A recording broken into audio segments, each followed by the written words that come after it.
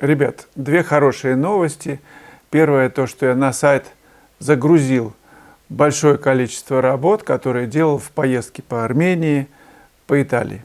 Они находятся в папке «Пейзаж. Малый формат». Можете посмотреть, качество хорошее.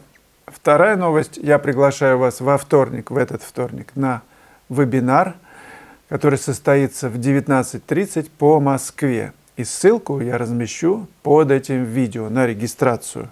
На вебинаре мы будем рисовать натюрморт, компоновать его карандашом. Приготовьте бумагу и карандаш. И я расскажу о новом курсе по живописи натюрморта. И первый урок на вебинаре будет бесплатный. Заходите. Несколько вопросов. Михаил Филиппов. Когда вы будете в Санкт-Петербурге с выставкой ваших работ? Ну, для этого нужно постараться мне найти место, где можно выставиться. И я с удовольствием, я легок на подъем. Если у кого-то есть на примете таковое, подскажите, и я рассмотрю эту возможность. Спасибо. Лихо Холли. Вы даете уроки по живописи, можно подсесть на рисование, описание под присмотром. Что посоветуете, как отойти от рисования под руководством и как начать действовать самому? Ведь когда начинаешь писать самостоятельно и что-то свое, то качество картины и рисунка значительно падает. И, соответственно, бывшая уверенность в своих силах и талантах тоже исчезает. Я уверен в том, что нужно заняться рисунком основательно и довести его до такой степени, чтобы не нужны были костыли в виде надсмотрщика, преподавателя, который будет вам что-то там рихтовать. Самому нужно оценивать какие-то промахи, ошибки.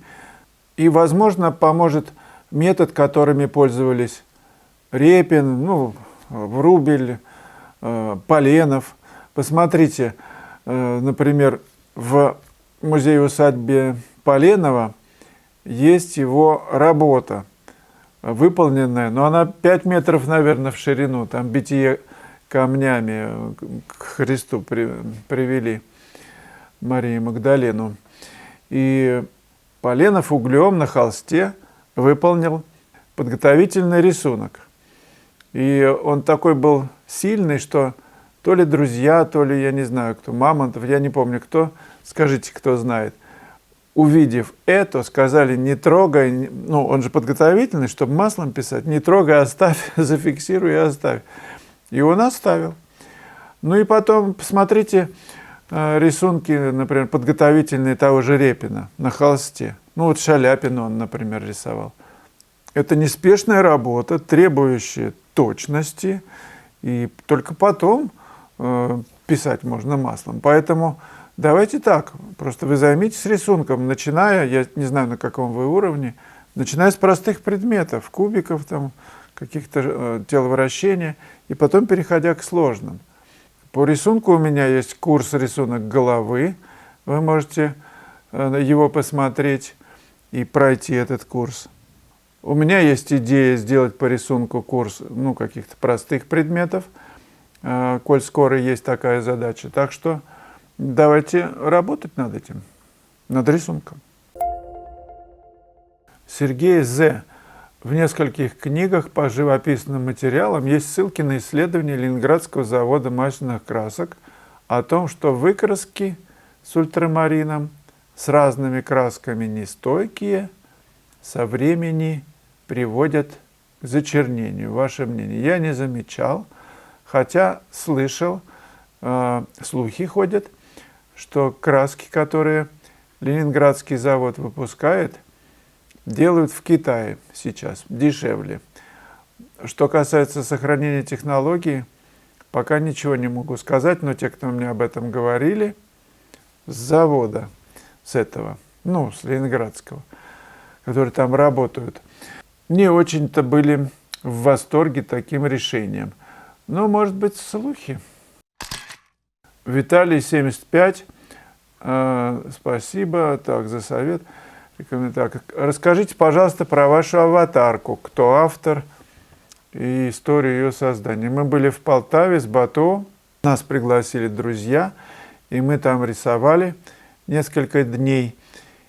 И, естественно, делали шаржи друг на друга. Была очень хорошая поездка, спасибо всем, кто ее организовал. Сейчас мои друзья переживают нелегкие времена, и я очень переживаю за них. Я возил с собой гуашь или темперу, и цветом мне нравилось делать какие-то зарисовки, в том числе и шаржи. Бато тоже взял у меня, значит, палитру, бумагу, и тоже начал рисовать все друг на друга начали рисовать шаржи. Обычно он рисует просто графическим каким-то фломастером, а тут цветом. И мне очень понравилось это его решение. И аватарку я не собираюсь менять, она очень такая веселая, звонкая. Так, юзер дыр-дыр. На академичке это где? И где примерно в Швейцарии? Ну, я скоро размещу речь о том, что я проведу мастер-классы на академичке с 8 по 11 февраля. Вы можете записаться на моем сайте. Прям увидите там ближайшие мастер-классы, вкладка. Заходите, находите академичку, пишите «записаться». Потом я добавляю вас на WhatsApp в группу, и мы обсуждаем уже там внутренние детали, вопросы. По поводу Швейцарии.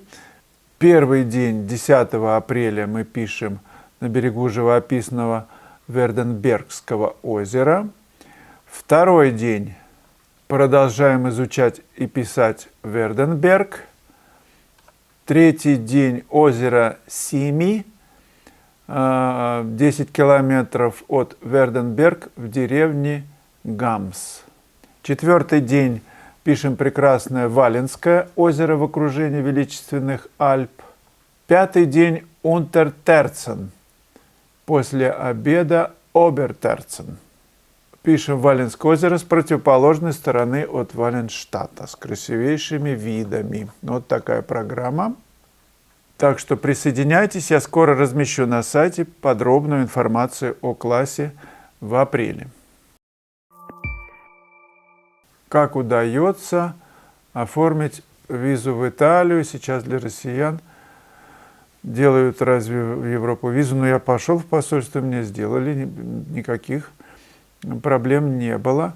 И как это теперь делать, если визовые центры закрылись? В Иркутске, например, закрыли визовый центр итальянский. Не знаю, может быть, какой-то другой есть. Во Францию сделайте, но тогда придется во Францию въезжать.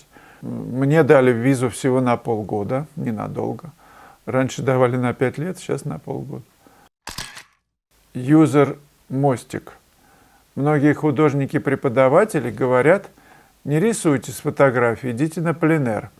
Там настоящие правильные цвета, фотография искажает цвета. А также я говорю, вы часто ездите на пленэр, рисуйте свои впечатления, при этом практически не используйте эти самые пленэрные цвета.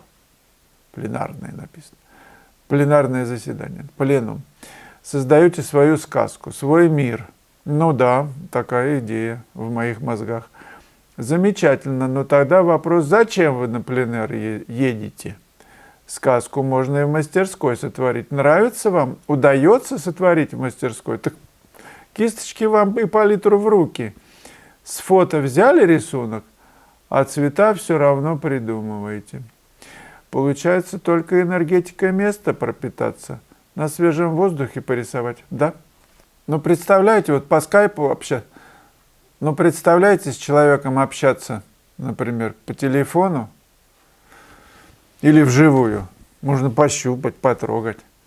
А по телефону, если тем более вообще не видишь человека. Мне вот до сих пор как-то я не научился.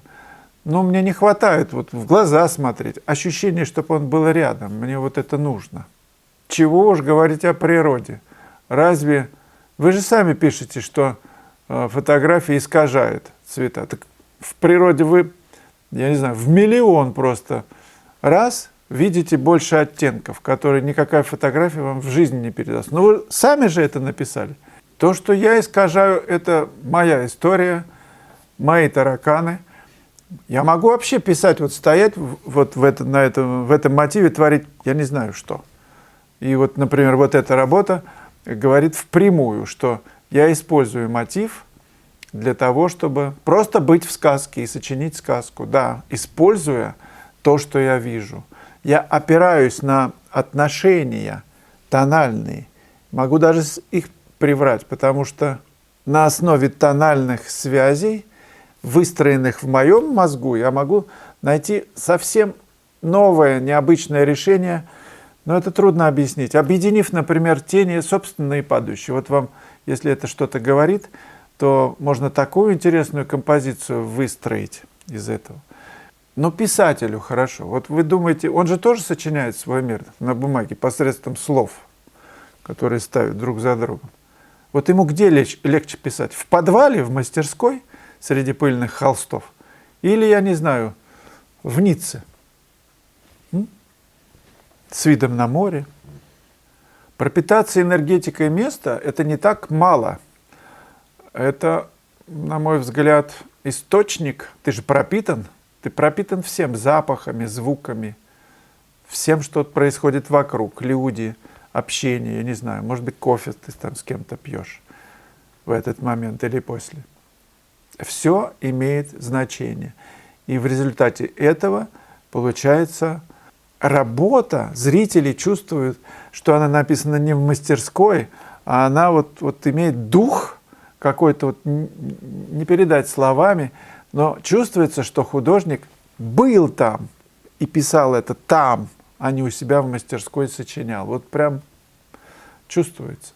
Но вопрос такой актуальный, спасибо за него, он такой очень важный. Что вы думаете, друзья, ответьте. Согласны со мной или с автором вопроса, что не нужно никуда ехать и сочинять можно просто у себя, да, в мастерской?